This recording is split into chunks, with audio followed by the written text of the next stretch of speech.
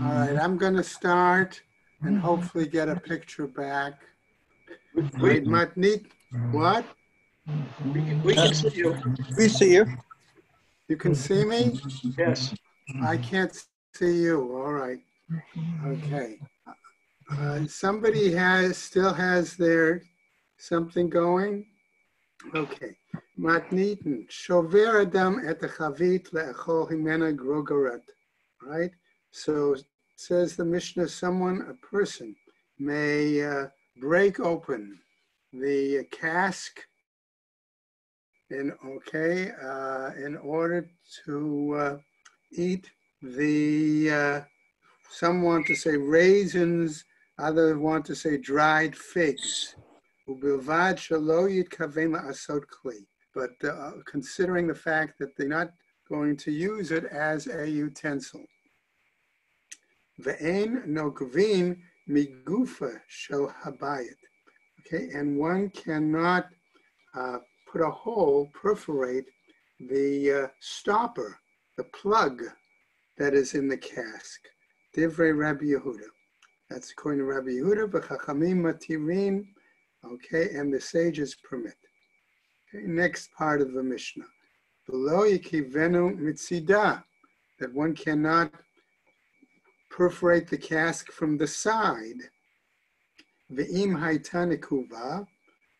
Lo yitain aleha sha'ava mipnei shahu memarech.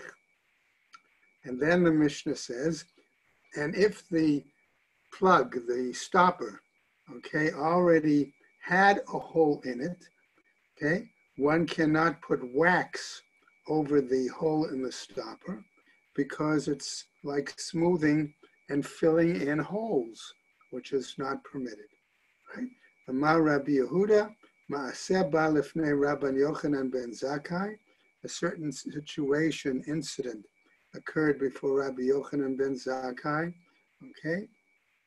Ba'arav, in town, okay, a certain location. Va'amar chosheshani lo mechatat. And Rabbi Yochanan's response was that I perceive that there's a chance that this person may be liable to have to bring a chatas. Okay.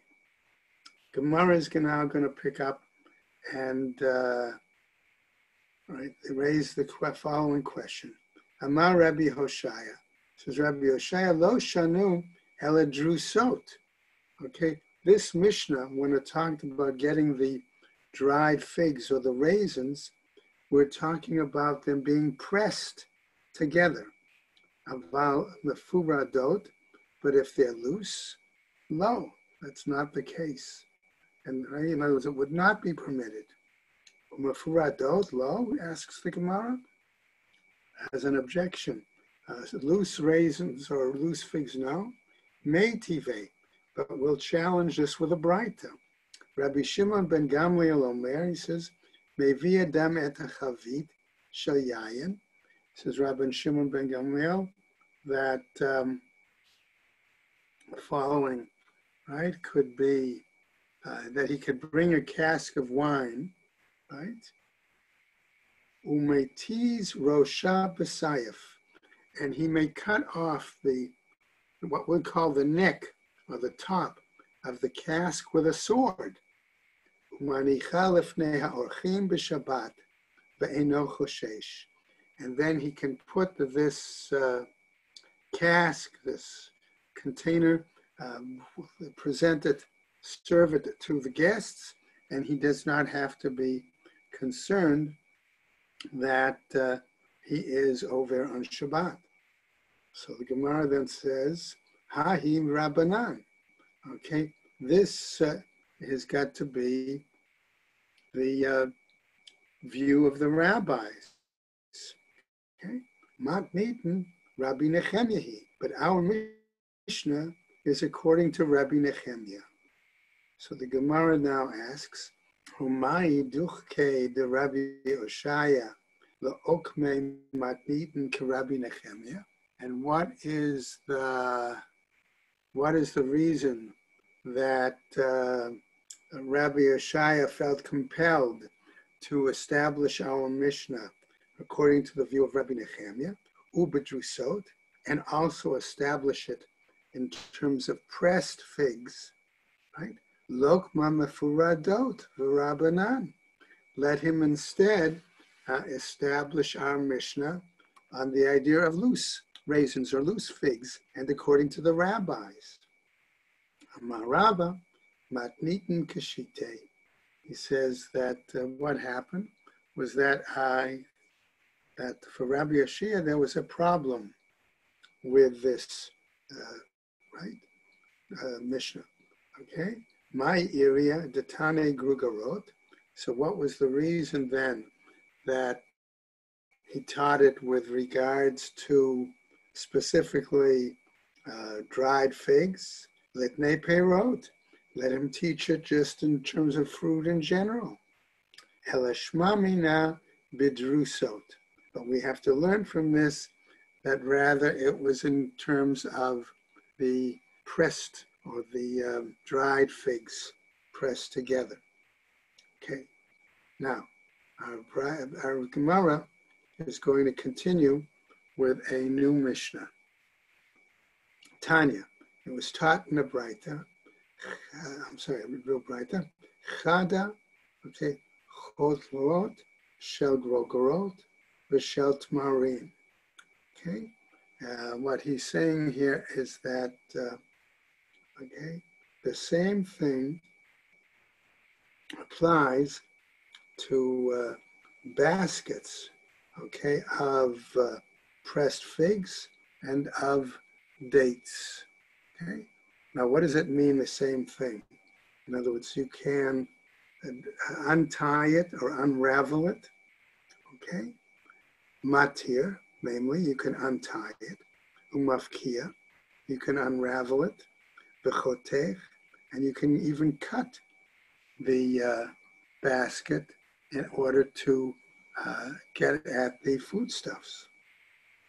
V'tanya idach, and another Braita teaches matir, that you can untie it, aval lo mafkia v'lo chotech, but you can't unravel it, that was the basket, or cut it. Lo kasha. That doesn't have to be a problem that we have these two different Braitas.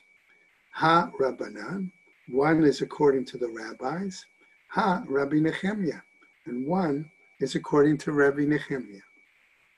Tanya is taught elsewhere in a Braita. Rabbi Nehemiah Omer, says Rabbi Nehemiah, afilu tarvad, va'afilu talit.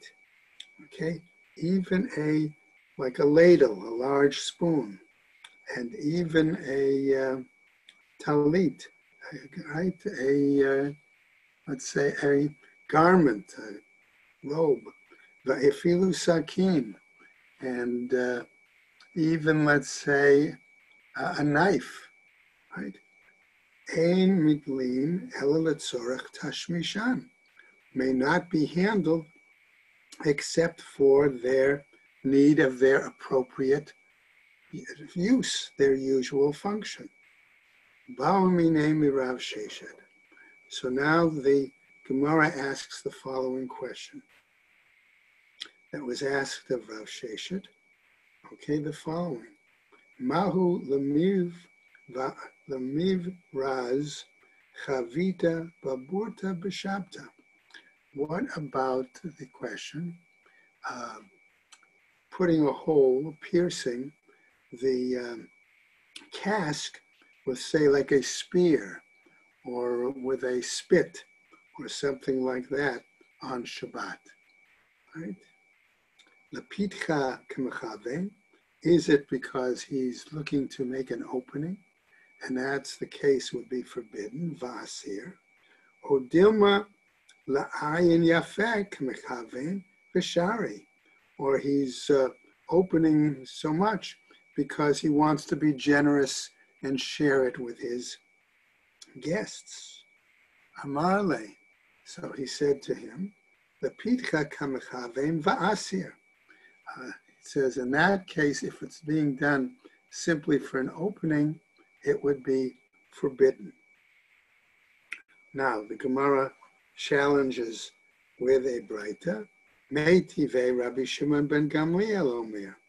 This is Rabbi Shimon ben Gamliel in this Braita.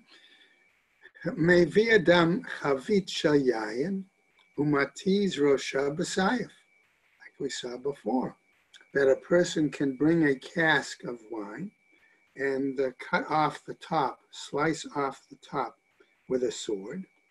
Hatam Vadai La'ayin Yafeh K'Mechavein. There, in that case, says the Gemara, he's being generous, right? And that's what he wants to show, his intention. Okay? Hacha im ita de la'ayin yafeh k'mechavein leptuchei miftach. Okay, if he wants to show here, in our case, that he's generous, let him simply open the plug, right? That's the end of that discussion. But now the Gemara cites the Mishnah again with another piece. Ein nokvin migufa, right? Saying that we cannot perforate the plug, right? The stopper. Okay. Amar Rav Huna, says Rav Huna, machloket lemala aval min hatzad divrei hakol asur. Their argument, says Rav Huna, is in terms of the plug being on the top. Okay. But everybody in his agreement that it is forbidden to perforate it when it's on the side. V'hainu dikatani lo yikavena mitzida. And this is the reason that the Mishnah teaches that you cannot perforate it, okay, from the side. V'Rav Chisda amar machloket min hatzad. But Rav Chisda says their argument is really regarding piercing it, the stopper, the plug, from the side. Aval al gaba divrei hakol mutar. But if the plug, the stopper, is on top, says Rav Chisda, everybody agrees that it's permitted. V'hadikatani lo yikavena mitzida. And here, where our Mishnah teaches that he can't perforate it from the side, hatam begufa dechavid. There, as we're talking about the cask itself, right? Okay. Tanu Rabbanan, a new Braita. Ein nokvin nekev chadash b'Shabbat, says this Braita. We're not permitted to perforate and make a new hole on Shabbat. V'im ba lahosif, but if he does so simply to add or increase the size of an existing hole, mosif, he's able to add and do that. V'yesh omrim, and there are those that say, ein mosifim, that we are not permitted to add. Okay? V'shavin shenokvin nekev yashan l'chadchila. But everyone is in agreement, says the text, that if there was an existing hole, that one can perforate an old hole another time. The Tanakama, and as far as Tanakama goes, Ma'ishna minekev chadash delo, how is piercing an old or a hole any different from doing a new one according to Tanakama? The kametakein pitcha, okay, because he is in a sense creating a hole, even though there had been one previously there. Or sofe nami kametakein pitcha. But the Gemara cites and says, but when you add, when you increase the size of the hole, you're also, in a sense, establishing some kind of hole. Amar Rava, says Rava, following. Devar Torah, kol petach she'eno asui la'achnis u'lahotzi, eno petach. Right?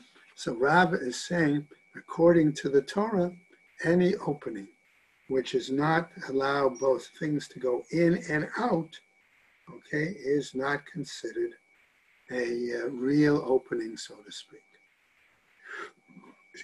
V'Rabbanan havye de gazor mishum lul shel tarnagolim da'avid le'iluye avira la'afukei chavla. And the rabbis made a gzera, okay, in regards to defining what a petach, what an opening was, based on the idea of a chicken coop, where one makes a hole, okay, in the chicken coop in order to allow air, right, for ventilation, in order to allow fresh air to come in and the heat, right, the fumes that are inside it, to go out. V'im bala hosif, mosif. And if he has to add to it, he may add to it. Osofo vadai belul shall tarnagolim lo atila osofe. Okay, but if he comes to add for the chicken coop, the hen coop, he is certainly not permitted to add. Why is that the case? Let's go over. Okay, mishum rechsha. Why? Because one is concerned about creeping things, vermin that would get into the chicken coop. V'yesh omrim ein mosifin. And there are those who say that really he should not add. Zimnin delo takne me'ikara va'ate la'aruche bei. Why is that? Because it's possible you could make the hole properly in the first place and therefore not have to come to enlarge it. Now, Darash Rav Nachman, Mishum Rabbi Yochanan, Halacha Kiyesh Omrim. And he says, Rav Nachman, in the name of Rabbi Yochanan, the law is like the Yesh Omrim that says you cannot enlarge because one should have made the hole large enough lechatchila. Okay, let's go on, says the Gemara. V'shavin shenokvin nekev yashan lechatchila. Okay? They all agree that you can pierce an old hole, okay, from that was there earlier, originally. Amar Rav Yehuda, says Rav Yehuda in the name of Shmuel, Lo shanu ela b'makom ha'asui l'shamer. We only stated this, okay, he said, in order to a place where we could preserve the aroma, preserve the sediment, right? Aval lechazek asur, okay, but to strengthen the cask, that is forbidden. Hechidami l'shamer. What do we mean when we say to preserve? Okay. Hechidami lechazek. What do we mean when we say to strengthen the cask? Amar Rav Chisda, lamala min hayayin. If you're making the hole above the wine, zehu l'shamer. That implies the level of wine in the cask. If you do it on top of the wine, it comes to strengthen, to preserve the wine. Let a little air into it. Lamata min hayayin. Okay, if you were putting the hole, okay, below wine level in the cask, zehu lechazek. It may mean that that was done to strengthen the cask itself. Going on, Rava Amar, says Rava, lamata min hayayin, below the level of wine in the cask, nami zehu l'shamer. That also may be to preserve, to strengthen, right? V'hechi dami lechazek. And what do we mean to strengthen the cask itself? Kagon shenikva lemata min hashmarim. That's a situation where he perforated it below the level of the sediment. Amar le Abai le Rava. And so Abai responds, Tanya, the Messiah Lach, Ba'it Satum, says Abaye. Okay? What you're saying seems to support something which was taught in regards to a house that is closed up. Okay?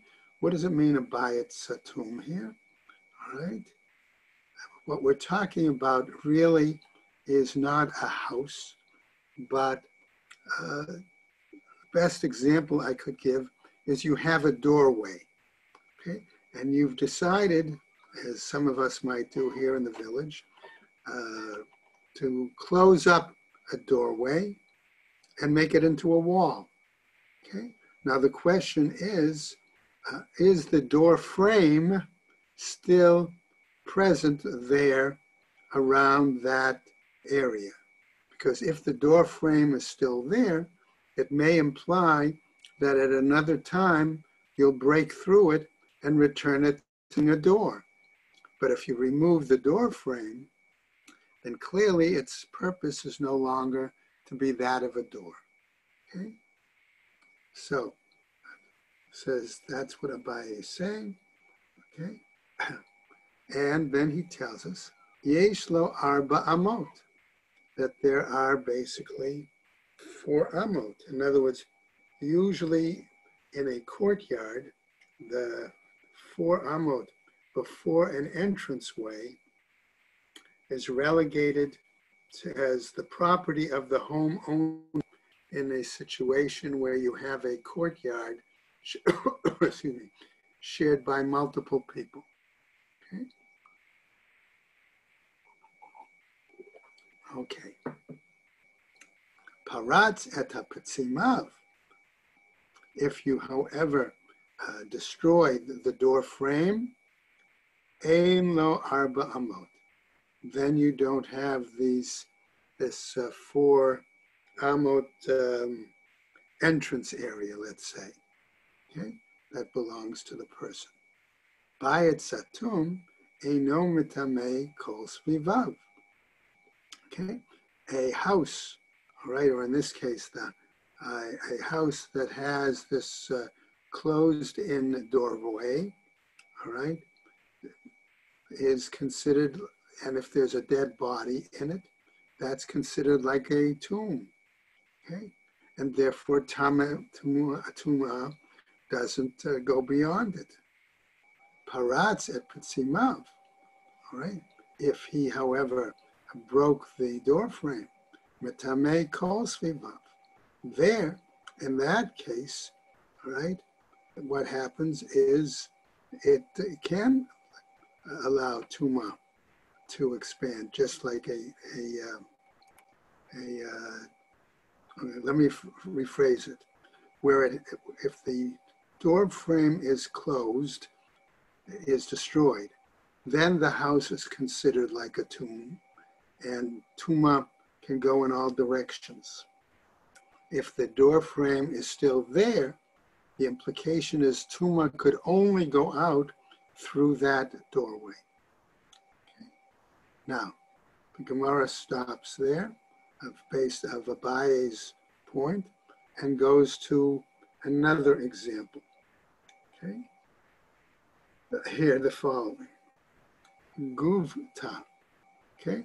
A guvta is going to be a reed that's hollowed out, and it's put inside a hole in the barrel in order to be used as a spigot.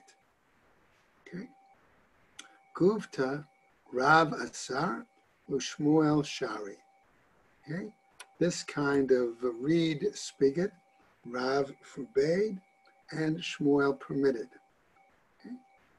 What's the explanation? Mechatech lechatchila, if he cut it originally, the reed, the kuli amalo pligei da'asur, right?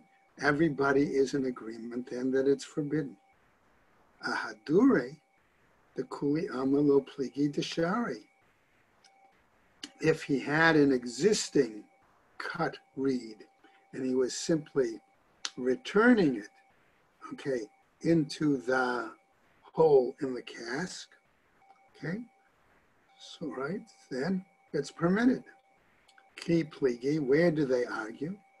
Dechaticha velo metakna, where he cut it, okay, the reed, right? He trimmed the reed, but he did not attach it to the spigot, as a spigot into the cask.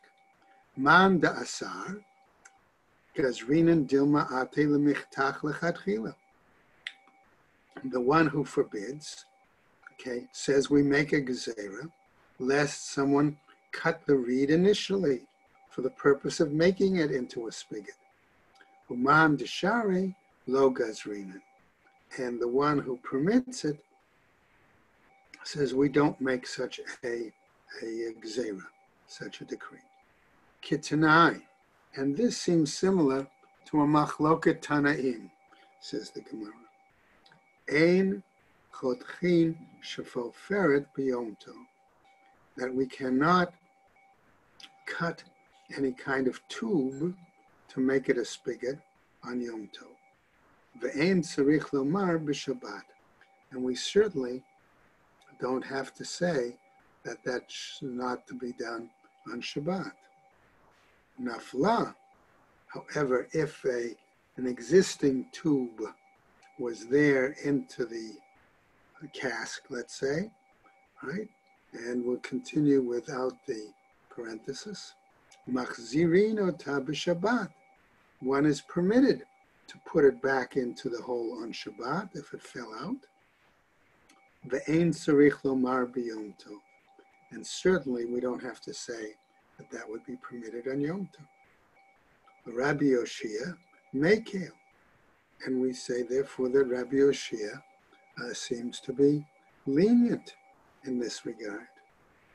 So the Gemara now asks, Rabbi Yoshia, ahai, Rabbi Yoshia, on which item are we saying? Okay, is that the case, right? Ilema aresha, if we're saying it's on the earlier part of our text, ha kimatake mana, isn't that similar to preparing some sort of a utensil? Ela asefa.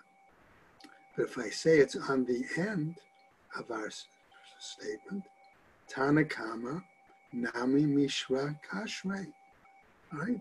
If that's the case, then Tanakama seems to be permitting it as well. Ela dechaticha velo metakna. Rather, we're talking about a situation where they cut the tube, but they didn't establish it, put it into the hole in the cask. Ika beinayu. That's where they have their disagreement. Man savar gazrinan, mar savar. One says we make a decree, umar savar lo gazrinan, and the other says we do not make a decree. Now, darash Rav Shisha, berei the Rav Idi, mishmei the Rabbi Yochanan, halacha ka Rabbi Yoshaya. Okay, and Rav Shisha gave a drasha, public statement then, that in the name of the Rabbi Yochanan, that the law is like Rabbi Yoshaya. Okay, go back into our Mishnah. Okay, Be'im haita nekuva. We said the fact is if it was already perforated, what about putting wax or something on the top and then being able to re-perforate that old hole again? Okay, so we pick up there. Mishcha, if we use thick oil, okay, to cover over the old hole, right? Rav asar, Shmuel shari. Rav forbade it, and Shmuel was willing to permit it. Okay, what's the implication? Man de asar, the one who forbade it, namely Rav, gazrinan mishum sha'ava. Okay, says we make a decree not permitting thick oil, lest one use wax that clearly fills in the old hole. Man deshari lo gazrinan. And the one who permitted seems to be saying that we don't make a gezerah. Amar le Rav Shmuel bar Chana Rav Yosef. And in this, Rav Shmuel bar Chana says to Rav Yosef, B'feirush amartlan, mishmei the Rav mishcha shchari. He says, but didn't you specifically tell us in the name of Rav that the use of thick oil was permitted? So the Gemara then tells us, Amar Tavut Rishva. He says, Tavut the hunter once said in the name of Shmuel, Hai Tarfa Da'asa Asur. Okay? Namely that use of a, let's call it a myrtle leaf, right? Something like the shaping the leaf so it could be used as a spout, right? Ma'itama, this would be forbidden. What's the reason? Rav Yimar midifte amar, gezera mishum merov, right? That the Rav Yimar is saying that the use of such a leaf is forbidden lest, because of the decree, that lest somebody pluck a leaf from a bush, a tree, in order to use it for such purpose. Rav Ashi amar gezera shema yiktom. Okay, he says maybe, all right, that it might be that instead you would cut it, shape it, things like that. Mai beinayu, what's the difference between them? Ika beinayu, the katim umanche. Okay, the difference would be that once you cut it, you would leave it there. You would put it in there and allow it to remain. Okay? All right. Now, okay, we get a new piece from the Gemara. Be Sadya. Okay? We have this, one translation suggests it's felt padding. Okay? Another said it's a kind of sheets that they would put down to sit on. Rav Amar, Rav Asar, Rav forbade using it on Shabbat, Ushmuel Shari, and Shmuel permitted. Barachin, the Kuli Ama Lo Plige de Shari, with soft felt padding or sheets, right? Everybody is in agreement, right? Or there's no argument that it's permitted. Bikashin, but with thick or hard felt padding, the Kuli Amalo Plige de Asur. Okay, is that everybody agrees that, or there's no argument, so to speak, that it's forbidden. Ki Pligi, where do they argue? B'mitzae, okay, with something that's intermediate. Man Dasar, the one who forbids it, Mechaze Kimasui, the one who forbids it considers it like a burden. Okay, in other words, carrying this felt padding to put it down, to sit in something, okay, is almost like carrying a burden, all right, because it's like carrying a garment instead of wearing it. Uman deshari, and the one who permits it, lo mechaze kimasui, the one who permits it doesn't consider it a burden. V'had Rav, and as according to the view of Rav, la b'feirush itmar, wasn't it actually said specifically? Okay, did he say that? In other words, did he spell it out? Ela miklala itmar, but he said, no, this was basically an inference. De Rav ikla lahahu atra, that Rav came to a particular place. The lohava le Ravcha and there wasn't enough room in that facility, let's say, to have a shiur, right? So what happens? Nafak yativ b'karmelit. He went out and he sat in the Carmelit. Aitule Beisaja. They brought him these sheets or this felt padding, right? Lo yativ, and he wouldn't sit, right? Man dechaza, okay, the one who saw it. Savar mishum derab Beisaja asur. The one who saw it was of the opinion that the reason Rav didn't sit was because he felt, excuse me, that it was forbidden to sit on this kind of item. Velohi, but that wasn't the real reason, says the Gemara.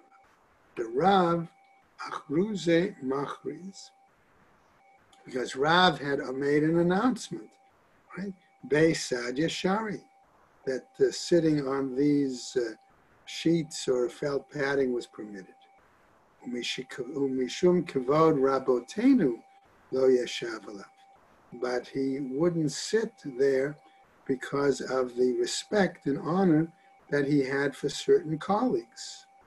Uman ninhu, and who were they? Rav Kahana and Rav Asi. They were Rav Kahana and Rav Asi.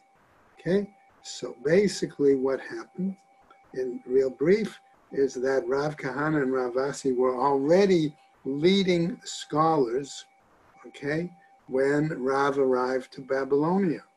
But they, so to speak, stepped aside to allow him to be the Rosh Yeshiva, let's say. But he always acted in a way that was to show respect to them, because they were already outstanding scholars before he, excuse me, had arrived there. Okay. We're going to pick up now, continue with our Mishnah. Okay.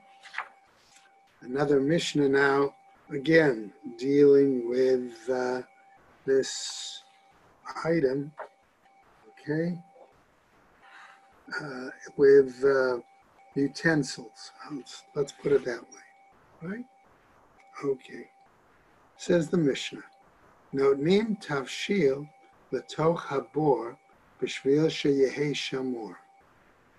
Okay, it's permissible, says the Mishnah, to put a cooked item, okay,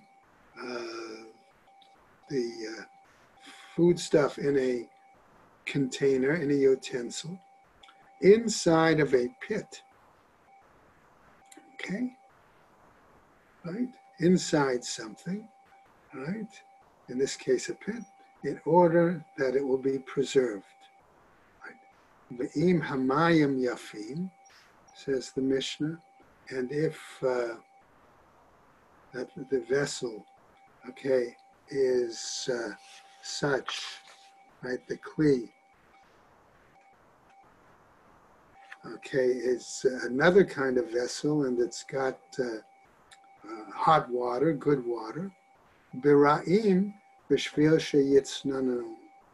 You can put the vessel with the hot water or good water inside another vessel, okay, that may not have good water, okay, in order to cool it off, okay. A quick example, let's say, okay, the old, what came to my mind was a baby bottle, okay, put inside a pot, or put inside a pan, okay. Ve'et hatzonen v'chama, and you can put, says the Mishnah, something cold into something hot, b'shvil sheyichamu, in order so that it would warm it up. That's the example I gave of the baby bottle, okay. And furthermore, mi shenashru kelav b'derech b'mayim, and say, let's say that somebody has gone out on Shabbat and it rained and their clothes are soaked with water, right? Shenashru kelav, right? Mehalech behen ve'eino choshesh. He can continue walking in those wet clothes without a concern that basically he would be like squeezing the wet garments, okay, through his walking. Higia lechatzar hachitzona, once he arrives to his outer courtyard, right? Shotchan bechama, he can remove some of those clothing, okay, and spread it out in the sun. Aval lo keneged ha'am, but he can't do it. It shouldn't be do it in any sort of public, okay, area. Why? Because one is concerned lest people think that he actually was laundering on Shabbat. So the Gemara picks up and says, Pshita, this is obvious, right? Mahu detema, what is it trying to tell us? Nigzor mishum ashvuye gumot. Okay, maybe in our case, okay, we should make a gezerah, right? That prevents because of leveling holes. Okay, right. In other words, if you're putting something in the pit, isn't that like leveling it, right? Kamash malan comes to teach us that that's not the case. The etamayim hayafim b'ra'im, and we said putting good water in a container into bad. Pshita, isn't that obvious? Says the Gemara. Seifa itztaricha. We need it for the later statement. Itztaricha le. Why? Ve'atatzonein b'chama, where we say that you can put the cold water into someplace warm. Hanami pshita, says the Gemara. Isn't this also obvious? Mahu detema, what then are you trying to tell us? Nigzor dilma ate la'atmune baramatz. Okay? We might have thought that we would forbid that and make a gezerah forbidding it, lest someone come and you think, well, if I can put it into warm water, maybe I can put it into warm ashes or something else. Kamash malan comes to teach us it's not the case. Misha nashru b'chule. Okay, and now we say if one's garments got soaked in the rain. Amar Rav Yehuda, Amar Rav, the name of Rav, Kol makom she'asru chachamim b'pnei maris ha'ayin, any place where the sages made a prohibition in terms of maris ha'ayin, right? Afilu b'chadrei chadarim asur. Okay, it isn't just in terms of public, okay, but it also is in private. It's forbidden. It's not. We learn also in another text, another Mishnah. Shotchan b'chama. Okay, our Mishnah taught, right, that he could spread it in the sun, right? Avalo keneged ha'am, but not in the public. Tanaihi, and this seems to be a machloket Tanaim. The Tanya, as taught in the Braita, Shotchan b'chama, avalo keneged ha'am. It says that one can spread it in the sun, but not opposite public. Right? Rabbi Eliezer and Rabbi Shimon Osrin, and Rabbi Eliezer and Rabbi Shimon, okay, forbid doing that. Amar Rav Huna, says Rav Huna, and let's go over a little bit onto Kaf Mem Zayin. Okay. Haminaher talito b'Shabbat chayav chatat. One who shakes, okay, his garment, a cloak, okay, cape, okay, is subject to bringing a chatas. V'lo amran ela b'chadatai. And they only said this in regards to new ones. Aval ba'atike litman ba. But with regard to old garments, we don't hold by that. V'lo amran ela be'achmai. And we only said this in regards to black cloaks. Okay? Aval bechavare besumke, but with white cloaks or with red cloaks, lit lanba. We don't hold by that. Vahu dekapid alayhu. And not only that, but it's also a situation where the person has to be particular.